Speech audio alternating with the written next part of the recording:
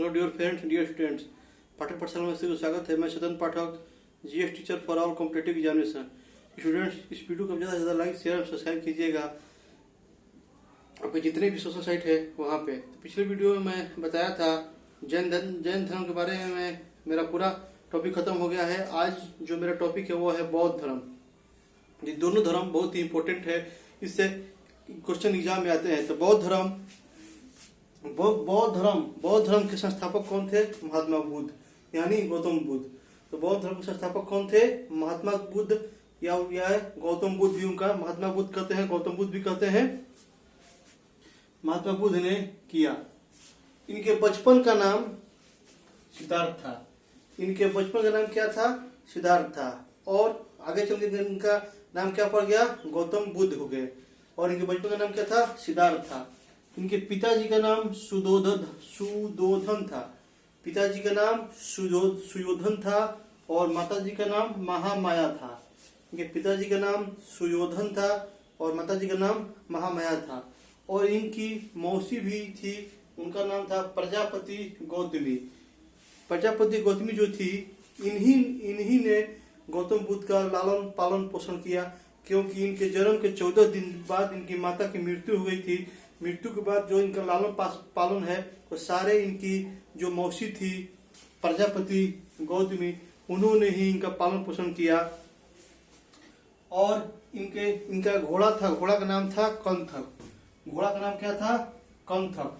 घोड़ा का नाम कंथक। और सारथी का नाम चाण या चना। सारथी का नाम बोलते हैं चाण या चना। पत्नी का नाम, इनका 16 वर्ष की अवस्था में शादी हो गया और पत्नी का नाम क्या था? यशोधरा। और पुत्र का नाम राहुल था। पुत्र का नाम क्या था? राहुल। पत्नी का नाम यशोधरा। और जन्म स्थान, इनका जन्म स्थान नेपाल के लुम्बिनी में था। इनका जो जन्म स्थान था वो नेपाल के लुम्बिनी में था। इनका जन्म स्थान कहाँ था? नेपाल के लुम्बिनी में था। इनका जन्म स्थान नेपाल के लुम्बिनी में था।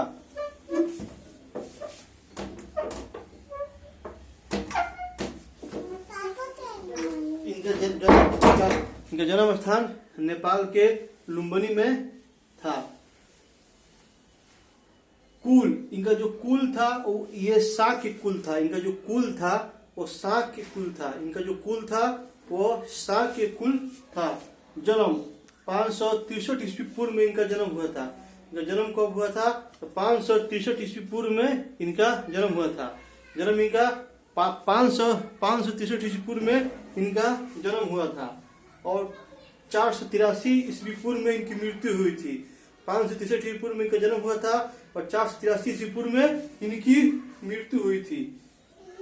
कितने वर्ष की अवस्था थी उस समय? यह 80 वर्ष की अवस्था थी जिसमें मृत्यु हुई थी। सिद्धार्थ को तथागत, कनक मुनि या शाक्य मुनि भी कहते हैं। सिद्धार्थ को एक और भी 2 नाम है, एक कनक मुनि या शाक्य मुनि। इनका और भी उपनाम है। इनको लाइट ऑफ एशिया भी कहते हैं। इनको मतलब एशिया का प्रकाश स्तंभ यानी कि लाइट ऑफ एशिया भी इनको कहते हैं। इनको लाइट ऑफ एशिया भी कहते हैं। ये अपने साम्राज्य में भ्रमण के दौरान 3 व्यक्ति की अवस्था देखी। इन्होंने जब साम्राज्य में जब ये राजकुमार थे तो ये भ्रमण के दौरान इन्होंने मनुष्य की 3 ऐसी अवस्था देखी जिसके कारण इनका हृदय जो है वो परिवर्तन हो गया। कौन कौन था? वृद्ध व्यक्ति, बीमार व्यक्ति और शव और सन्यासी। ये 4 प्रकार के लोगों को देखा, जिनके कारण इनकी जो मानसिक स्थिति थी वो साफा चेंज हो गया। बीमार व्यक्ति, शव, सन्यासी और वृद्ध व्यक्ति, इन चारों को दुनिया से, समाज से, लोभ लालच किसी से कुछ मतलब नहीं था।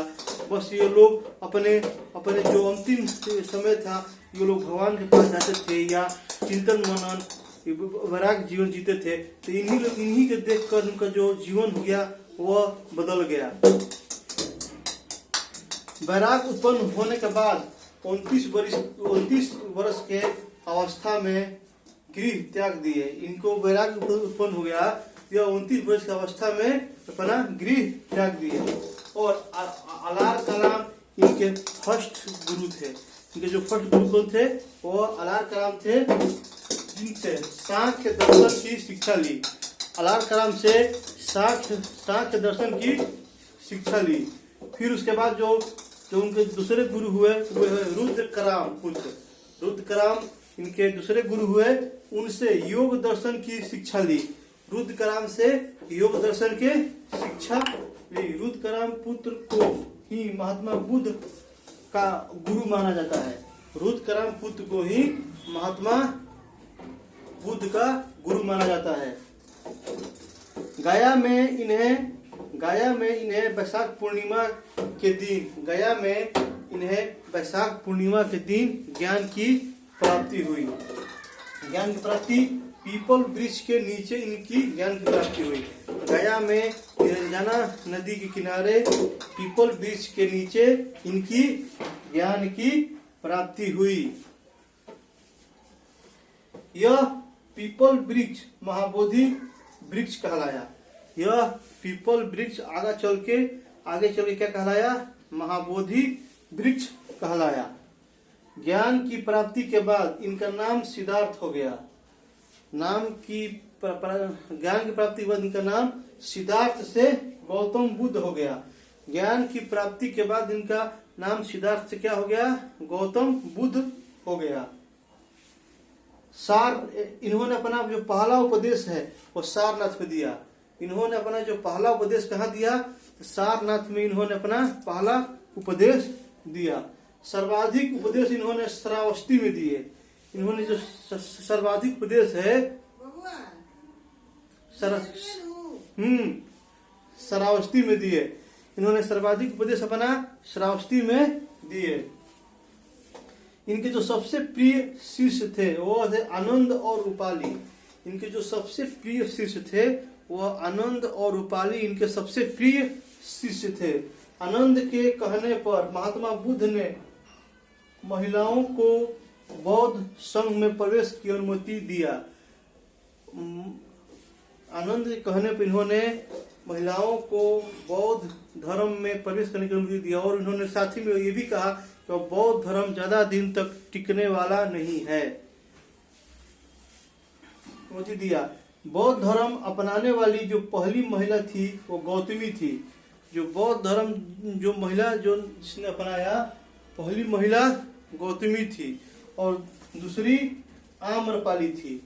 दूसरी आम्रपाली और पहली महिला कौन थी? वो गौतमी थी। ये एग्जाम में पूछता है कि बौद्ध धर्म अपनाने वाली जो पहली महिला थी वो कौन थी? गौतमी थी और दूसरी आम्रपाली थी। तो बेहतरीन कॉन्सेप्ट के साथ हम लोगों ने आज पढ़ाई किया और भी अच्छे बेहतरीन कॉन्सेप्ट के साथ हम लोग नेक्स्ट वीडियो में बौद्ध धर्म के बारे में आगे के पढ़ेंगे।